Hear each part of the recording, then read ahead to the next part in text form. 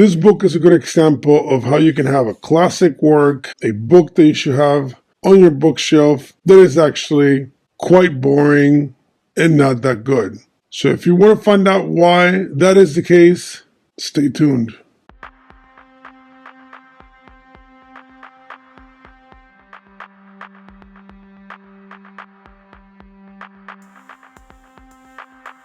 Welcome to Biblicultus, where I review books that I find interesting in the topics of religion, philosophy, history, and fiction. Please remember to subscribe to the channel, click the bell for notifications, like the video, share the video, and comment on the video. I would really appreciate it. In this episode, I am doing a reject bookshelf where I discuss a book that I've finished, but that I will place in the reject shelf category of books that I honestly don't think are that good, but that I was able to finish.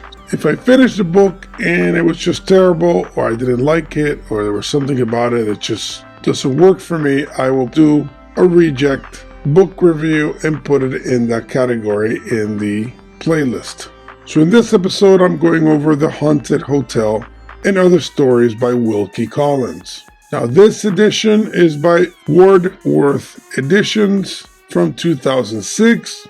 Soft cover, but a nice little book, easy to take with you and read anywhere you want. Now, I know that for some people, Wilkie Collins is a classic author who probably doesn't deserve to be in the reject shelf because he is a well-known mystery writer. But I do think that there are a couple issues with the book. Now, I always go through the positives and then I'll go through the negatives. The main story in this work, which is The Haunted Hotel, has all the classic Victorian tropes in regards to social anxiety and the particular pitfalls of marriage, etc. And I am particularly a fan of Victorian era works. I love Conan O'Doyle, for example, who was a contemporary of Wilkie Collins. And in general, the whole era is something I actually do enjoy. But in this work, I think all the negative aspects of the Victorian era are the ones that stand out to me, at least. It does go into the concept of fascination of terror, which exemplifies the views about people are particularly attracted to problematic people and disturbing situations. And I think, again, it does exemplify the Victorian era very nicely. The particular scientism of the time, the extreme pampering of women, the hyper exaggerated concern over women's feelings and their so-called phobias and apparent social importance within a very restrictive environment is all elevated to a preposterous position in this particular story. So I know that a lot of people study this era and study these kinds of work to either criticize the time for being anti-women for some reason, or vice versa, to study the development or social elevation of women in the context of the era. But to me, aside from the sociological, political point of view, I actually find that particular aspect of Victorian culture to be somewhat annoying. But it tends to go over my head in most works because the reader is at a different time, and therefore a lot of these elements are not noticed as much. The Gregorian era ethic is assumed in the reading, which is something that Lovecraft in particular prefers over the Victorian era, in which he saw a lot of the social mores that were considered to be traditional at the time of Lovecraft to be eroding. And he saw the Victorian era as a decadent era, which is very interesting because in comparison to our era, the Victorian era is considered to be traditional. But in this work, all these negative aspects of the Victorian era do stand out because either women are presented extremely emotional and hysterical and powerless, or they're also presented as extremely powerful and domineering and manipulative, so that both of these elements are in a weird way simultaneously presented. But in my opinion, it doesn't jive too well. Now, another part of this particular short story that stands out to me is that the author goes into detail about how Germans and the English are more imaginative than the Mediterranean races, like the Spaniards and the Italians. But I wonder, what does imagination mean to him? Because the way he develops this concept, he seems to be implying that imagination is all about hyper creativity, or the capacity to view the supernatural, for example, to be more sentimental. So it stops being very clear if this is a criticism of some kind or it is an actual praise. Because in that era, the scientific point of view, the focus on the observable against the imagination was considered to be a superior characteristic. So that would make the German and English inclination towards imagination a negative. But the story doesn't really go beyond that point. But it is an interesting concept to ponder on. Now, the Dream Woman is another interesting story.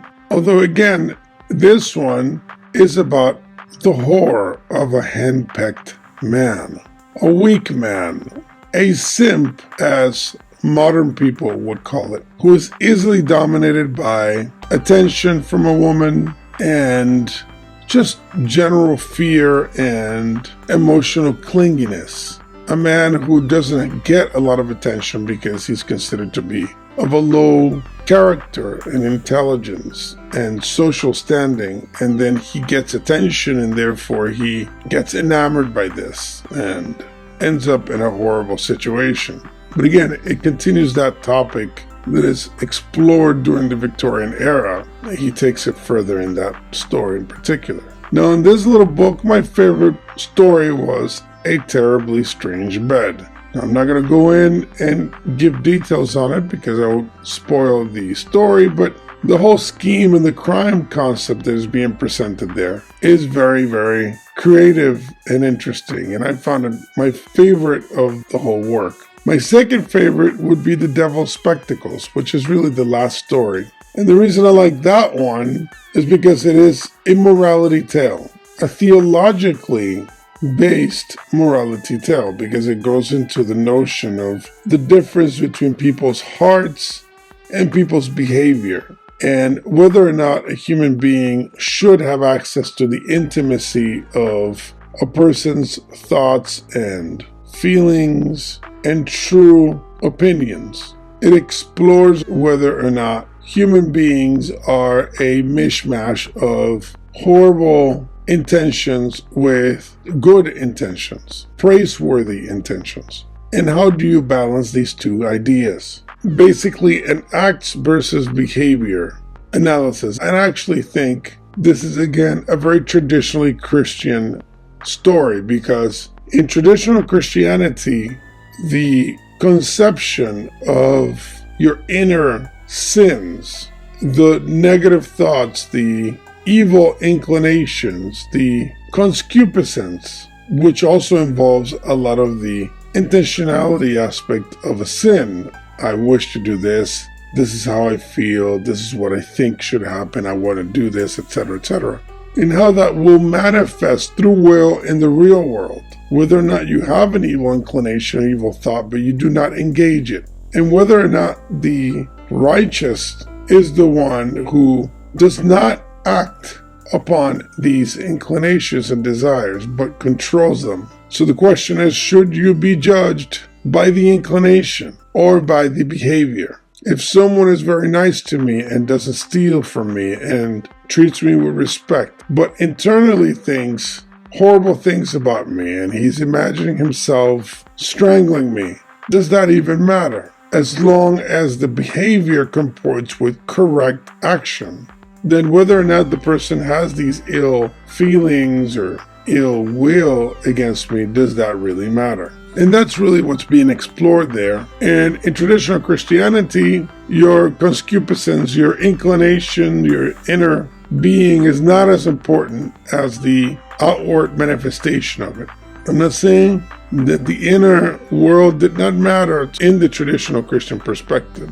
All I'm saying is that the behavior is more important because all human beings are sinful. And what that means is that everyone in that point of view has a mixed bag collection of inclinations. But only those that are engaged in and manifest are the ones that matter. Now, aside from the fact that, like I said, some of these stories are not that interesting, or the way they're engaged in by Wilkie Collins are not that great, in my opinion. To me, the issue with the stories lies in the fact that this book is labeled as Tales of Mystery and the Supernatural. But the reality is that there's really nothing supernatural about any of these stories. Some of the stories may have a ghost here and there, or the story may have a supernatural illusion. But as a matter of fact, I would say that these stories are actually anti-supernatural because they're primarily naturalistic interpretations of supernatural events. So they abnegate the very point of a supernatural tale, because in the supernatural tale, that's the whole point, that the source of the horror, the source of the mystery lies beyond the comprehensible, and that's what keeps the story in that category, as Lovecraft explained very nicely in his essay on supernatural horror. But to me, these works don't really fall into that category.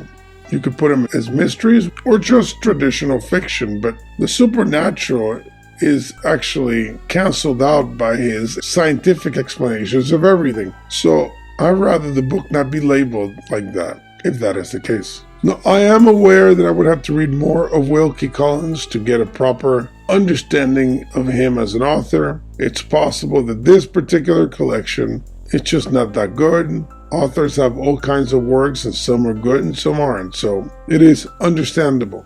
But at least this little work, for me, goes into that reject shelf for all the reasons I've elaborated. So if you want to get to know the era and understand one of the fathers of mystery and get a feel for the time, this is an okay book. But just because the book is from the Victorian era and it is a classic so-called, it doesn't mean that it is that good of a book when you compare it to other writers that at the same time were writing true horror and true quality mystery work. Conan O'Doyle or Dickens being a great example. So I just don't think, so far as these short stories inform me, that he was really that good in this genre. So maybe if you have a book that you would suggest or a story that you would suggest from Wilkie Collins, please put it in the comments and I'll reevaluate that work. But as far as this one,